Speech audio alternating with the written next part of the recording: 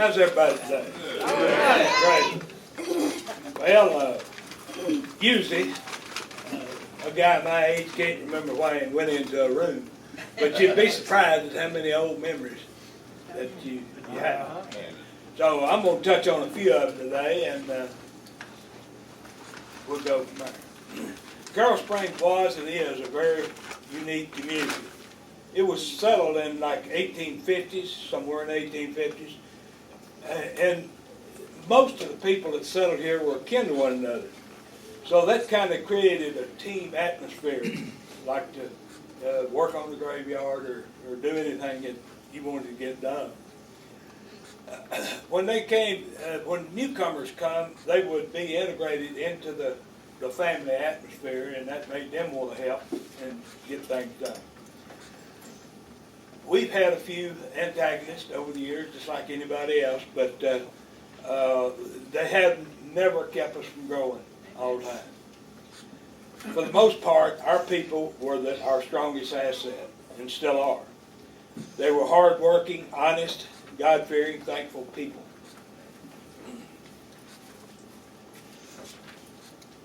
This message is meant to attract the interest of the old-timers and the younger people.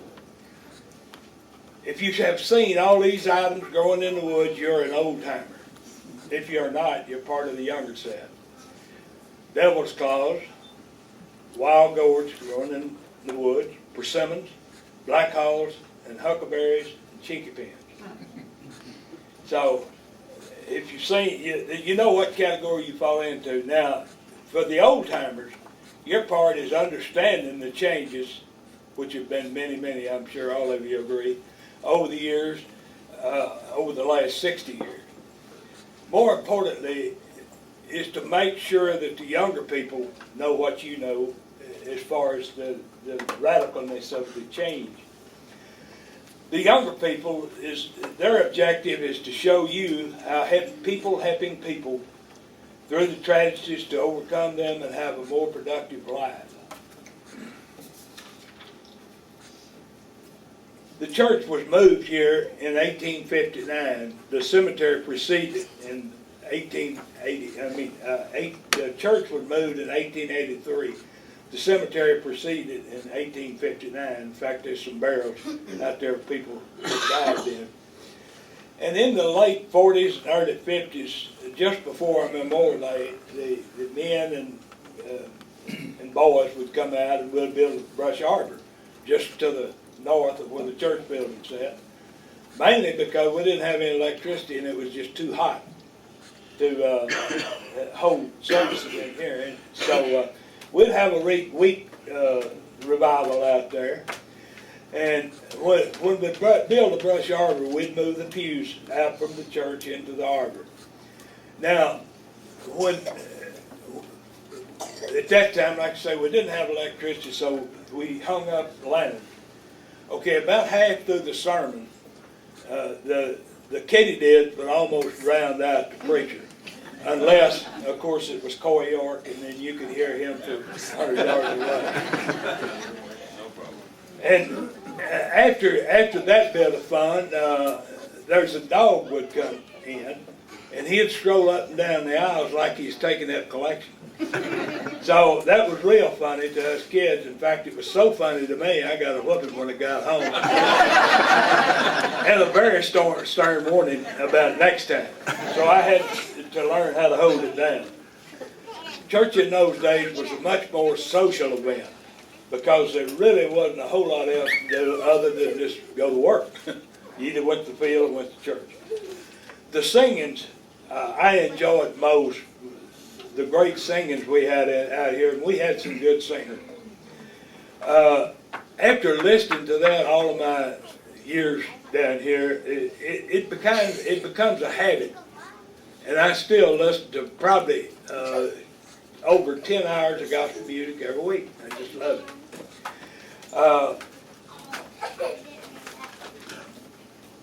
One of our main singers that I thought, of course, everybody has different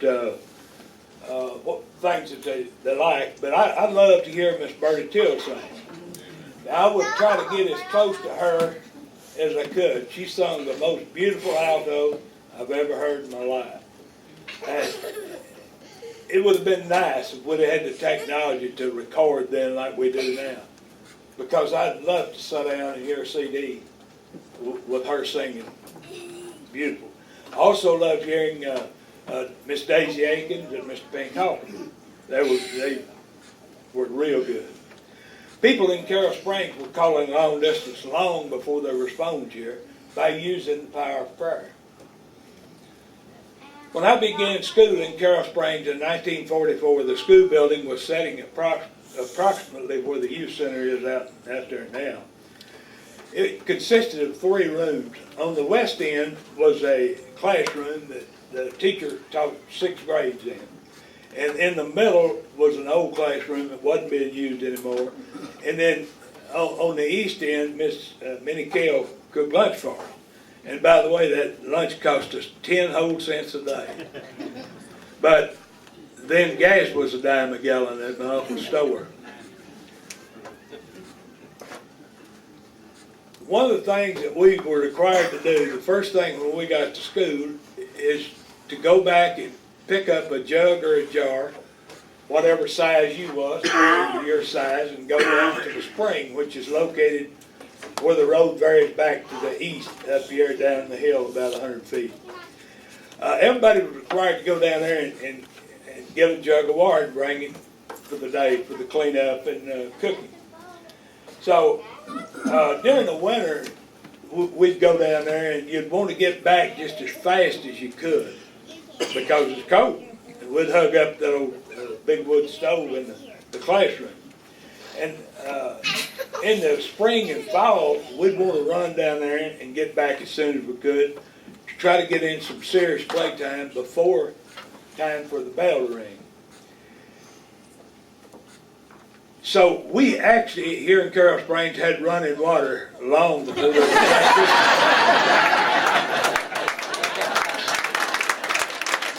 Unfortunately, we were the running water. Mr. Ross Abernathy taught us all 6 grades in that one classroom, as I explained a while ago. And the kids that lived to the west, over close to 19 and all, they rode in with him each morning. The rest of us had to walk from our houses or ride a stick horse. It was the only way to get it. So we would, Lester and Hassel Lambright would come by my house and pick me up.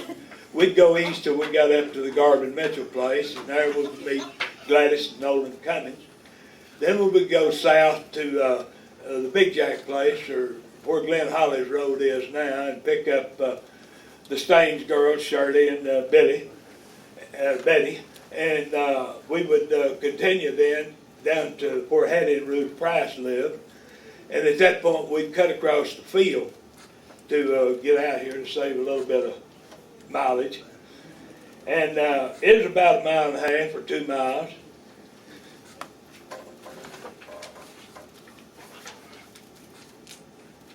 Our moms had told us when we was going to school that we could start to go barefooted the 1st of May.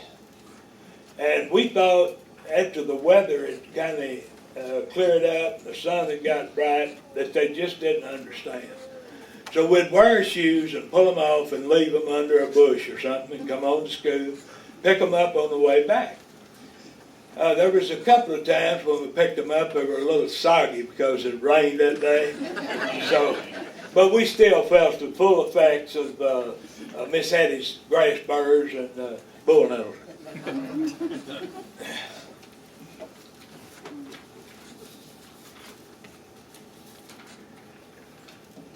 The message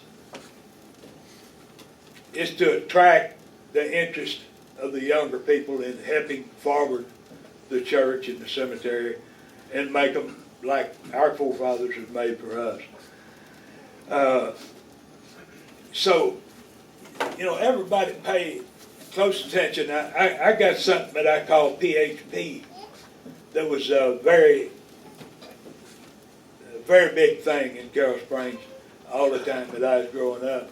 Somebody could have problems or trouble, and everybody would pitch in to make things better.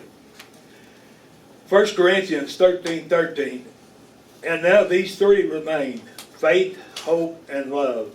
But the greatest of these was love. Carroll Springs got much more than their share of love. There are two things that happened to me personally that I realized how much it meant for people to help other people. You can shut your eyes, the ones of you that's old enough, and remember, back in those days, people just didn't have much. 95% of the people had hardly any money at all.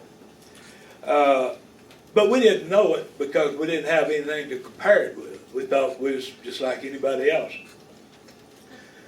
But there again, we were inundated with PHP.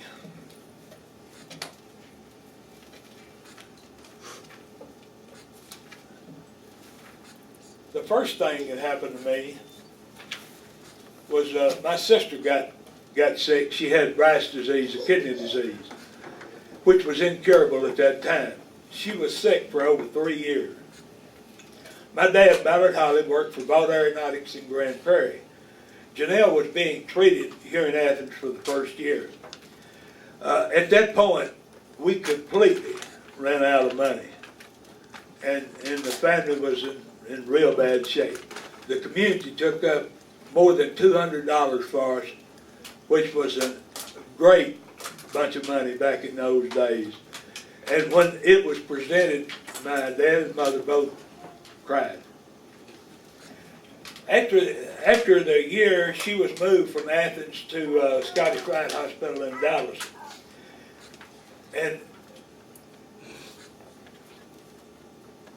what people gave at that time was much more than money. You would not believe the ways that they could find to help you. The ladies were coming, cooking meals, bringing with them to the house, cleaning, washing clothes, the men feeding livestock, fixing fence, whatever needed to be done, even gathering tomatoes from the field. My mother stayed with Janelle full time. My young brother Roger lived with my aunt in Dallas. I stayed at Clarence Parley Mitchell's house. From the time we arrived home from school until my dad arrived about 10 p.m. After a week or so, I overheard Clarence telling my dad, why don't you just let him stay over here with us? So we brought my clothes over there, and I lived there for a long time. I imagine they thought it was longer. But you can't believe how much I felt at home, just like I was one of the family.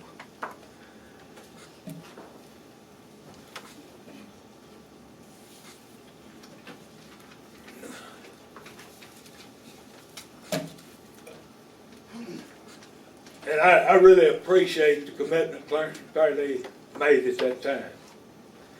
The next time I experienced PHP was J.D. and Daisy Aiken. My mother and father was having problems because of the 3-year death of their daughter, but they were so young they couldn't understand what was happening. So rather than watch them destroy themselves, I asked J.D. if I could go live with him. He said, sure. So I did, and once again, I felt completely at home. We had a lot of fun and a whole lot of work. J.D. was very good at anything he done with his hands. Anybody that's picked peas with him over the years knows that nobody could pick more green peas. In my mind, I tried to beat him. I studied his work ethics, but I never could. But anyhow, I really appreciate J.D. and Daisy. Now that's my story on PHP, and I've got about 50 more here that I'm not going to have time to tell you. But in closing, if your neighbor has any trouble, love them any way you can. Help them any way you can. Mow their lawn, clean their house, feed their chickens. Whenever the task is completed, you will feel even better than they do. So if you feel a little selfish, do it for you rather than them. try to look at a project like a payoff rather than a task. After all, this is the Carroll Springs way. Keep the legacy going. Thank you.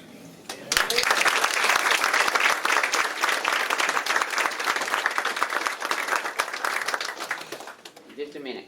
For 3 weeks I've been hearing about the chicken story, and you didn't tell it, so tell the chicken story, because I want to know. Nobody will tell me. All right. Well, just to kind of give you an idea of who this person is a gentleman by the name of Bill Gray. Some of you older ones know him. He loved kids. He was a retired New Mexico cowboy. So he started off, one day I was down at his house, I rode my bicycle down there. He lived down where Jarnell lived at that time. And he was saying that he brought me this magazine and said, look at this ad. And the ad said you can order a wife out of Fort Worth. And he said, I'm going to do it. And I never thought he would. But he did. And Garvin, I think it was telling me sometime later that he, she'd come in and he'd got somebody, he didn't drive, so he got somebody to carry him to Athens to pick her up from the bus station. All right, at that time the road went in front of our house and it went all the way to the highway. So I'd sit out on the porch because it was too hot to stay in the house. Incidentally, we didn't get electricity to 1953, a long time. But I'd sit out on the porch, and after she was there at Bill's house for about a week, I saw her coming down that road in front of our house with her suitcase. Now she would have had to walk Jarnell's garden over there. She'd have had to walk 5 miles to Barton Price's. So that's the type of person. I got tickled because I knew what she thought when she opened that door and looked in that dirty house. But this is, he, as I said, he loved kids, and it made him feel good to be around us boys. So he was telling me one day after they moved up in Garvin that he wanted us all to get together and go fishing. So we did, and of course, being teenage boys, after about 3 or 4 hours of storytelling, you never knew which one was true or which one was false. He said, why don't you get some more boys and we'll put out some fishing hooks Friday night. So we went over there and as I said, teenage boys are hungry all the time. So we went out to the creek, put out the lines, built up a campfire, and then we got hungry. So we asked Bill, we're hungry, what are we going to do? And not catching any fish.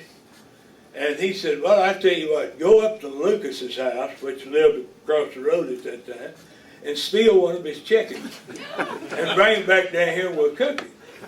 So on the way up there, we got thinking, Mr. Lucas may shoot us out there at 10 o'clock at night, so we just went across the road over to Bill's house and stole one of his. And we picked the feathers off of it. So he, the part of it, so he wouldn't recognize that we got it. So we carried it back down there and we asked him, what do we do now? And he said, do you want to take the insides out? No. Just leave the rest of the feathers on there and bring them here and dig a hole a foot in the ground. And build a fire on top of it. So that's what you call an earth oven. So we did that, and of course after about an hour we was raging for something to eat. So we pulled that thing out of there, and I pulled off a leg, and blood is just going everywhere. So I didn't eat. I started griping, I thought we were going to get something to eat. And he said, well, you're not hungry, are you? I said, no.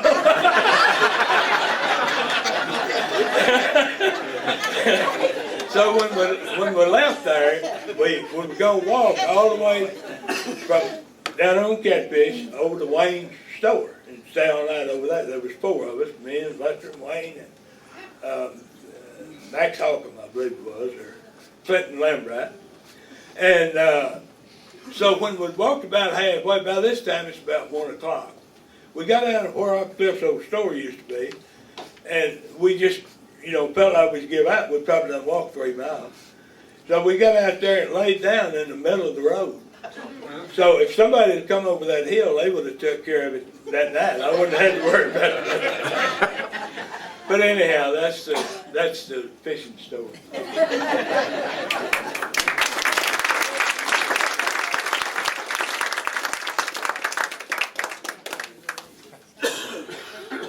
Thank you, Avon. You bet. If you want to hear the rest of his stories, he'll tell you outside. Good. Some of the boys did mind it.